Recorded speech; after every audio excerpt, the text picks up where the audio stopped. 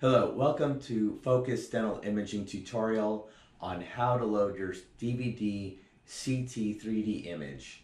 This is a PC compatible product, so I don't know how they work on Apple products or the Macintosh, except that if Macintosh is running a Windows type based program, it should work, but I don't know. I don't own those products. But this is an older Windows system, so we're going to show you on one of our systems just how easy it really is. And this is good for doctors as well as patients. Now, here's our PC. They still have CD-ROM drives or DVD drives. When you put it in, it's going to load up, and it's going to give you the first opening window. And it's going to ask you to run the program, the exe file. So you'll say yes. Now, the next window comes up is your data set. It's going to ask you if you want to use this data, and of course you do, so you say yes. And then the next window says, would you like to permanently store the data or not? You do not want to do that. It typically does not store the data for you. It's a lot easier for you to just drag and drop the file. And with the other folder, instead of opening the exe file, if you just opened up the disk, you can just drag and drop that data into whatever folder you want, and it's a lot faster.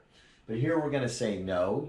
You don't want to try to use that functionality. I found that on many different versions of Windows, you get different things happening. The worst thing is that it will just stay in a loop and will never download the data. But for the most part, just say no and it'll bring your data up just like it did in real time here. So here you'll see your name up in the upper left corner.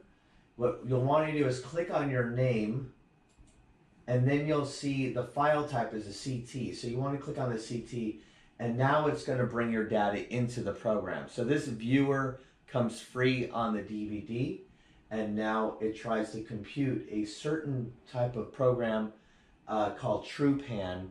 And in this instance, I deliberately put this on here to show you that it doesn't always work. Don't worry, I don't actually like TruePan. I actually cancel it out, but for some reason it defaults to TruePan. So I just say, okay, I want to continue, and we still get a panoramic view. In our next video, we're going to show you how to actually use this program. But once you get it up, a real quick tip, just go to the help menu, and when you go to the help menu, it'll say View Quick Start Manual, and it's a PDF file that explains everything you need to know about how to use the software.